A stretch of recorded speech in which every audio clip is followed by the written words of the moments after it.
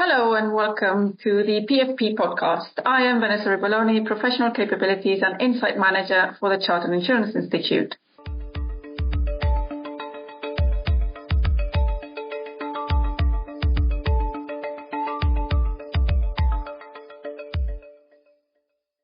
In today's episode, we're celebrating the 2-year anniversary of the launch of the Professional Map. Joining me for an insightful conversation is Philip Greenwood, Head of Technical Consulting at EQ Investors. Here's my conversation with Phil. Hello, Phil. Thank you for joining me today on the podcast. Hi, Vanessa. Very happy to be here, and thank you for inviting me. You're welcome. So today we're focusing on the Professional Map, which is a competency framework that sets out the behaviors and the skills professionals need to succeed, add value to their organizations, and deliver positive outcomes for customers.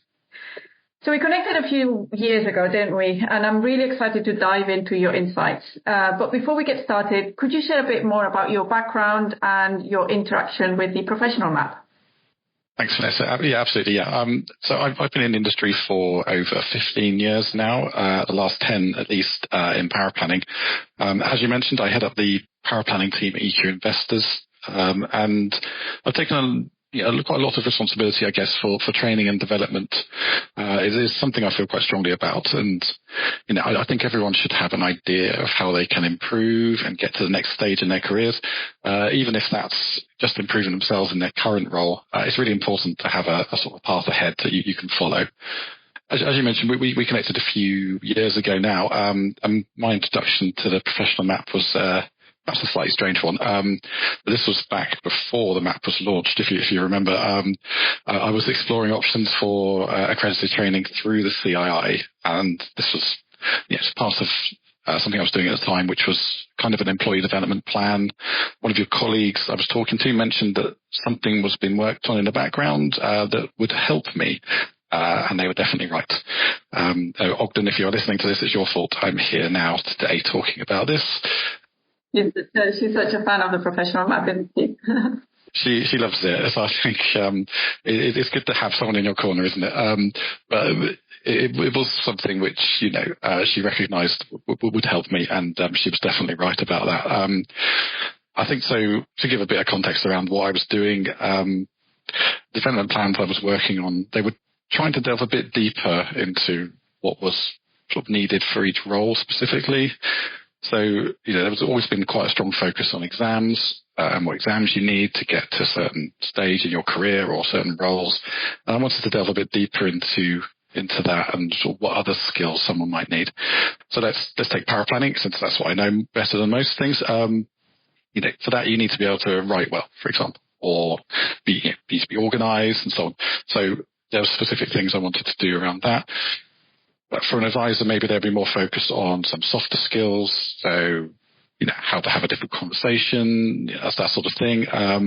So the idea was that people would be getting specific skills and training to do their roles well, but they'd also have a pathway and be able to visualise the skills they would need if they wanted to move roles. So I thought that was quite important as well. So that it was just it was something visual that people could interact with and see what they actually needed to do. So as I was going through this, it got me thinking a bit deeper into this about the type of professional, type of person we wanted to see on sort of a wider scale, so representing us, taking the profession into the future. I know that sounds a bit grandiose at this point, but I really wanted to develop something that would help people become good at their roles and to understand how they should conduct themselves alongside all the technical stuff you learn from exams and experience of doing the technical stuff. So what else do they need? And how do we go about framing all of that? And I think what we discussed and what ended up happening was the idea I was skirting around the edge of was something you'd already been working on, which was the behaviours piece. And I quickly realised that I was delving into this and it wasn't an area I had any real knowledge on or expertise, and I needed some help. That's where you came in, Vanessa. Yes, I remember. Just refreshing so many memories now. I can't believe this was probably 2021. Yeah, it would have been, I think. Yeah. So it was. I'm dredging this up from a few years ago now, but it was something quite pivotal for me. So I think It was great to have your sort of experience and knowledge of what you'd already been doing at that point, 2 years in almost to what you've been doing.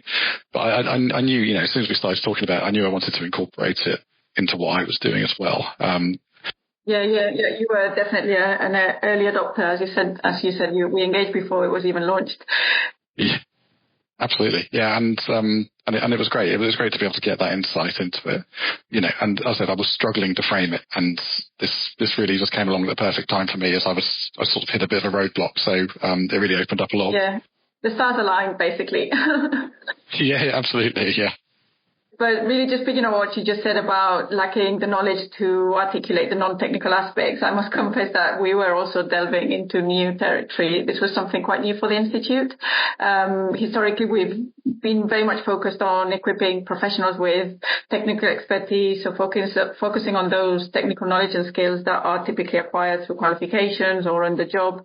But back in 2019, when we started thinking about this, we realized that as a professional body, witnessing the societal changes that were affecting the needs of customers and digital acceleration, and also the increased focus on conduct by the regulator, we really had to better understand the broader skills needed by professionals, not just the technical competence focus that we had until that point. And that's why we started the journey to develop what became the professional map. So how did we go about it? It was really important that we did so through extensive research and market engagement. And that's why when we talk about it, or when I talk about it sometimes, I refer to it as something that was developed by the profession and for the profession, as opposed to us just sitting in our ivory tower dictating what we thought the market needed. So the research really was extensive. It happened during 2020. We conducted over 160 one-to-one interviews with a representative sample of practitioners across firms and different levels of experience. We also did some desk research, so analyzing competency frameworks from employers. We studied trends in skills, and we really made sure that we embedded the principles of the Code of Ethics of integrity, transparency, and client centricity. And what we did, we gathered all this data and we developed like a prototype, like a working model. But we needed to go back to the market to refine it. And we did that through focus groups. We engaged with the Power Panel Board. We did a market consultation, and we also commissioned a review that was done through a compliance lens to ensure that there was alignment with the regulator. And to ensure ultimately that the skills reflected in the map was a reflection of what a modern financial planner or power planner looked like. So that's kind of the research, and the output of all that research was the professional map. Some people might not know what it looks like, so I'll try and describe it briefly. The framework is structured into 4 bands. The 4 bands represent different levels of expertise, starting from your entry-level admin roles or trainees at Band 1. And Band 2 would refer to a recently qualified practitioner or a junior advisor. Band 3 would refer to an advanced practitioner, typically a chartered individual. And Band 4 describes and refers to principals or business owners, and they cover the more strategic skill sets required to run a business. So under each one of these 4 bands, we provide with a series of statements that describe those expected behaviors that we are also referring to as soft skills, such as being inquisitive, being ethically driven, being an impactful communicator, but also obviously the technical foundational knowledge that is required to do your job properly. And these statements sound something like, for example, under the area of insight, we would have statements that say something like, I recommend clear solutions to challenging problems. On the financial planning, we've got statements that say things like, I use skillful questions and active listening with clients to gather information on their motivations and needs, and so on.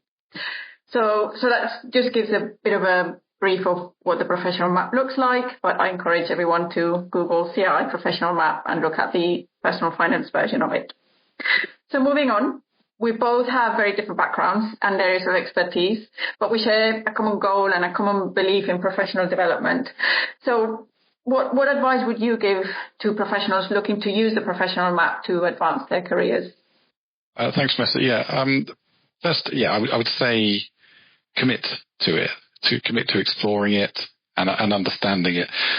As you've just described, it's not something you're going to read in 5 minutes and get it all. You need to spend a bit of time with it, understanding it. There's a lot to take in, so you really need to spend a bit of time with it. Make sure you understand what it is that it can do for you. What I've come across when I was looking at it, there is a self-assessment tool. It's really helpful if you can manage to be really honest with yourself about the answers to those questions, but it can really help you highlight which areas you need to address. I think it's a really good starting point to dig into the map and see, what it's got to offer. And it can just direct you to certain bits rather than trying to look at it all in one go. Do the self-assessment, have a look at it, see what it's telling you, the areas that you need to develop, and go and have a look at those bits. And then you can explore it more. I think, the great thing is that there's a lot here. There's not just about pointing you to CPD. It does that as well, which is great. But as you described with the bands, it gives you an expectation of how you, or what you need to be able to do in your role, depending on where you are in your career. But it also gives you, if you're thinking of stepping up to the next stage, for example, it gives you an idea of where you need to get to. So as I was talking about pathways, I think that's a really important thing. And it's a really important part of the map that it gives you that expectation to start with. And then you can build on that and build your knowledge towards that. Yeah. And for me personally, I think I'm obviously a big fan of the behaviour side of it, and that's the bit that I was really missing in my own development side of trying to help people sort of develop. I think it's really great that you've got it all mapped out in front of you. As I said, the expectations are there, the content is there, you can access through it. And I think, honestly, it's a game-changing piece. I think it's a missing piece for our profession. I really do. I think we all know we have to act ethically, right? And I think most of us are committed to that. I think, it's not so much that we all do an exam on ethics and we understand that. But I think beyond that, what does it actually mean in practice? What do we do further? What further study do we do around this? Yeah, and also acting with integrity or being ethical means different things depending which level you're operating at. So the map also brings to life integrity, and it makes it relevant to different levels of experience. Absolutely. And, I think when I look at the amount of technical development everyone does, and, there's so much content out there to develop your technical expertise, but I've seen very little that talks about behaviours and what we can do or how to develop those and, CPD directed towards that. I think, that's where the map comes in to really highlight that, breaks it down into different areas that you may not have even considered in any conceptual way. It really brings it to light. I think we were talking the other day, Vanessa, about how relevant the different behaviours are to different roles. And I think it was a really interesting conversation. I'm still learning stuff about the map and how to apply it as well. So one of the behaviours we were talking about was customer focus. I think that's really interesting to understand what this means and how it can apply to different roles. Because when we were chatting, I was thinking client is the customer in this sense. So customer focus is client focus. And I've been doing a lot on consumer duty, so that's been top of my mind, like client, customer, that's who that is. So I think I was saying to you, right, well, for a power planner, that might be less relevant if they don't go to meetings, for example, because they don't, although they have a client focus, they're not going into those meetings. So maybe that's actually more important for the advisor. But I thought it was interesting. You challenged me a bit to reframe, who the customer could be in this sense. So yes, the client is the end customer, I guess, but the power planner in this example would also have the advisor as their customer. So I really thought that was interesting, an interesting reframing, and it put a bit of a new spin on it for me in terms of, I thought it was really interesting how that could actually help internally between colleagues to shape behaviours in that way. And I hadn't really thought about that before. About your internal customers, yeah. Yeah, exactly. So, behaviours aren't just geared towards the client. They're It's your interactions with your colleagues. They're internal as well. So, yeah, exactly. Yeah, exactly. So, in terms of personal growth and well-being in the workplace, I think, this is a really strong driver of that is how you behave with your colleagues, So we just had World Mental Health Day, haven't we? So I really think behaviour should form part of that discussion on how we improve workplace well-being. Yeah, definitely. I think your example about the power planner really highlights how reframing can shift our understanding of professional behaviours, because, as you say, it's very easy to assume that customer focus only applies to client-facing roles, but when we look deeper, we really see how each role has its own customers, even if those are internal, because you still need to understand who you're talking to, adapt your communication to your different audiences, and that those can be internal and external as well. And I think you're so right to link all of this conversation back to workplace well-being. It's really a timely reminder that a healthy workplace isn't just about policies, but about the day-to-day interactions that really define our experience at work, and that's really founded on having the right mix of behaviours. So we've covered a lot of ground already. We've spoken about how the map can support practitioners in their development, but there's also an employer angle. The competencies, if they are well implemented, as identified in the professional map, they can really be used across the employee life cycle as a whole. So you can use them to inform job descriptions and standardize those. And those can inform your recruitment processes, performance management, development, and succession planning. And also, if we think of it as at a more granular level, it also provides a common language around behaviours, which can at times be quite difficult to articulate, which can help managers identify how specific behaviours add or detract from someone's performance, creating real opportunities for a more objective way of being able to assess behaviours or have coaching conversations, and also help developing teams. And I think you have some ideas and a vision of how you think employers could use the map. Could you tell us a bit more about that? Yeah, I think, employers in general should be thinking about the profession on a wider scale and how they fit into building and maintaining trust in it, so within the profession, but also without. I think each firm has a role to play and an influence. Each time it interacts with an employee, a member of the public, a professional in another field.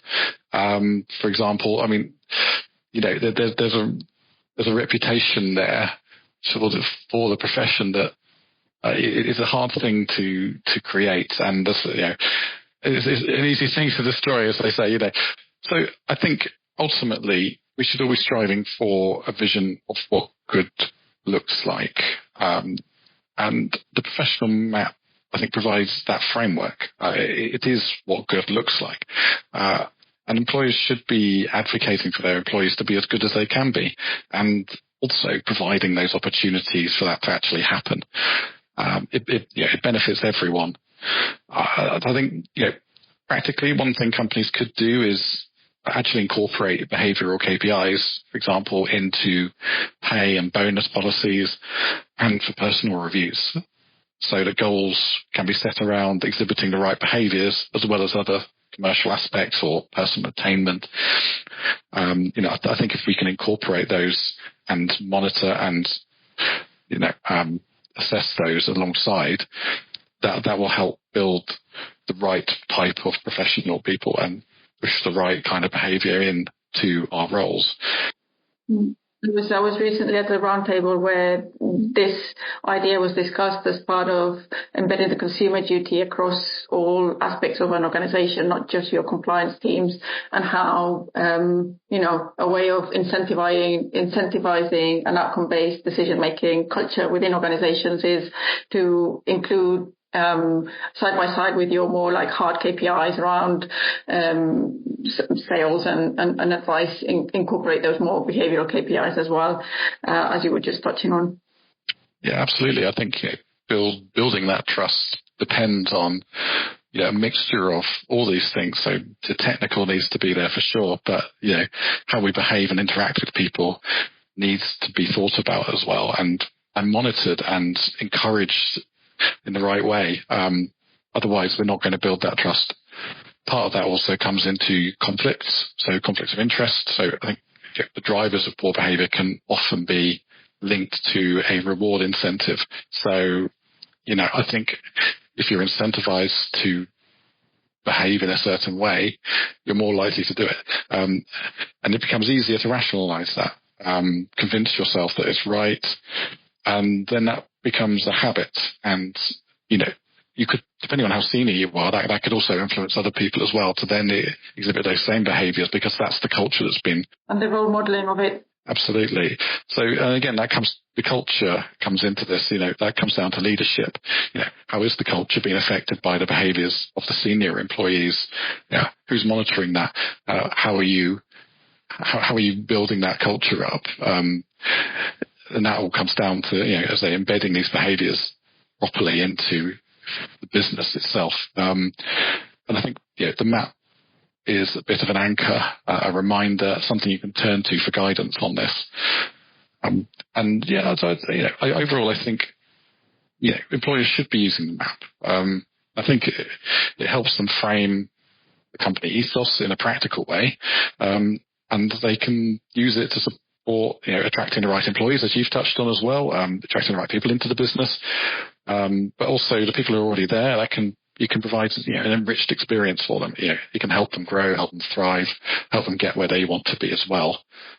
Definitely. So ultimately, really, it's about having that clear vision of what good looks like is essential, and the professional map can help because it does provide that solid framework. So we've spoken about the genesis of the map. We've spoken about how it can be used now by practitioners and employers. And I'd like to look at the future and speculate a bit around where things might go in the next years. So obviously now everyone has an eye on generative AI and its potential to transform the workplace and the way we interact with customers.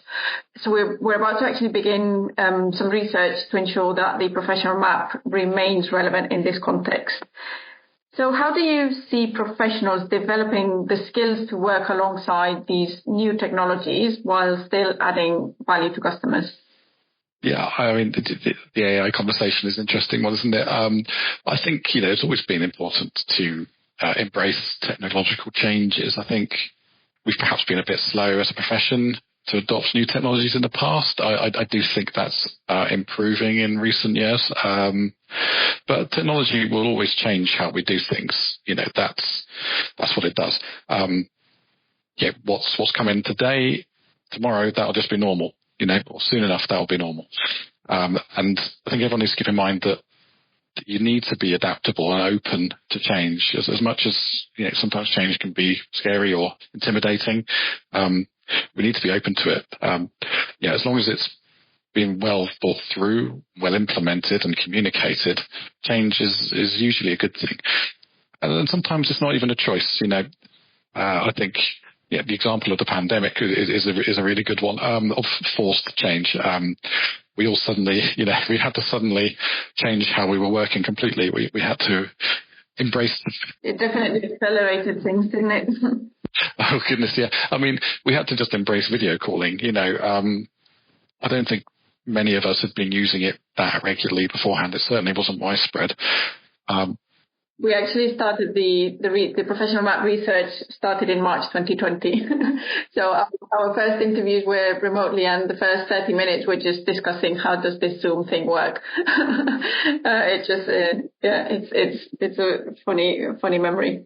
But we were all learning at that point because we hadn't been using it normally, and we were learning how to interact with each other on it, how to run teams on it, things like that. We had to, that was forced on us. But those who... And the map, actually, on that point, the map we did ensure that there's a section in the map that talks about data and technology.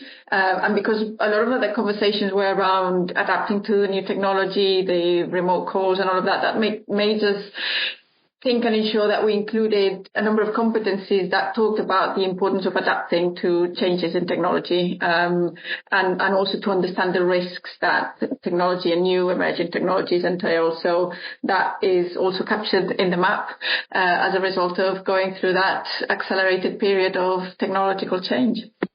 Yeah, and I think that's a really good example then of the sort of linking the different areas of the map together.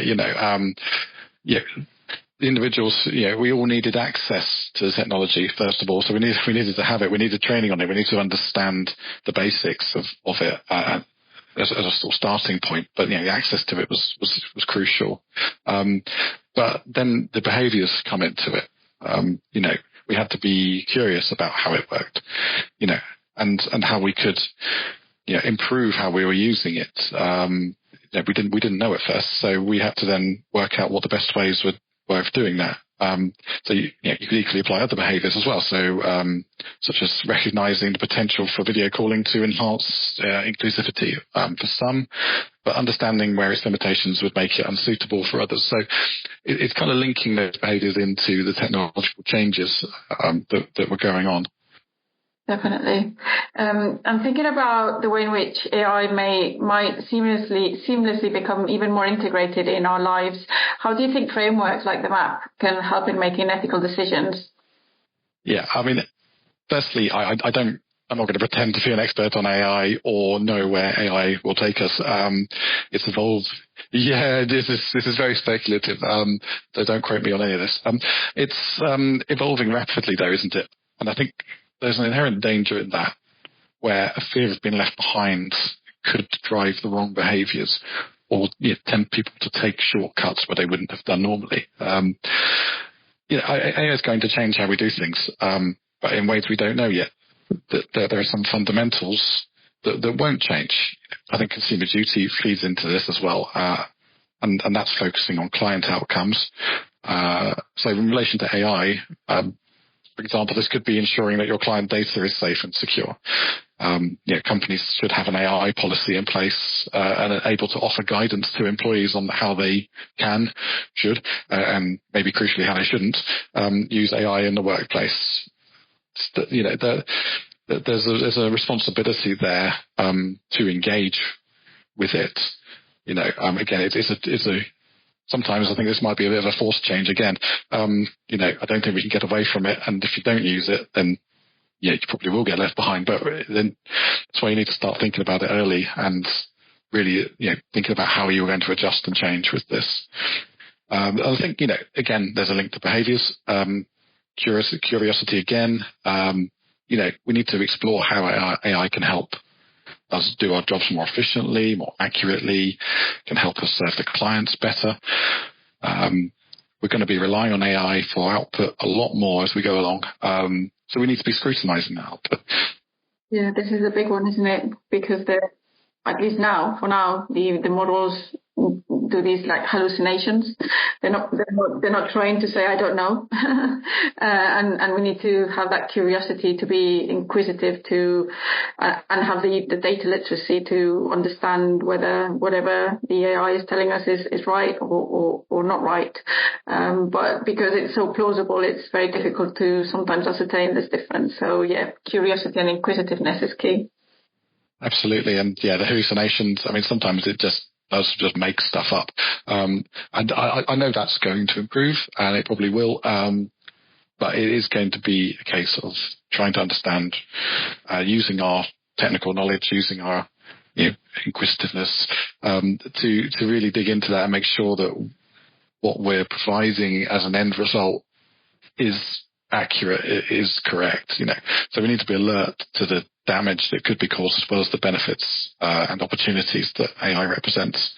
So I mean, I think the map could even become more relevant as we go into this, where we're faced with major change, because I don't think, personally, I don't think the type of person we want to see in the profession is going to be changed significantly by a new technology coming in. We still want the type of person to be the same type of person, exhibiting the same behaviours. It may change stuff around the edge, but I think, the map, as I said before, it can be an anchor. We can use it to help us navigate the change in the right way. ensuring that we're not compromise our integrity as we go along and making these big changes. So you just said navigate change in the right way. I really like that idea. I mean, at the end of the day, it's a map, and that's what maps are for. Thank you for joining me today. We've covered a lot of ground, from the genesis of the map, practical applications, and future skills. It's been a fantastic discussion. I'm sure our listeners have gained valuable insights on how the professional map can support their professional growth and help navigate the challenges facing the sector. Thanks, Vanessa. Thanks for having me on, inviting me to have this discussion. I think it's been really great. Yeah, it was great. If anyone listening requires any further support in relation to this matter, please visit ciigroup.org/professional map. And thank you for listening to this episode of the PFP podcast. For more podcasts and useful links, visit pfp.thepfs.org/podcasts. Until next time, goodbye.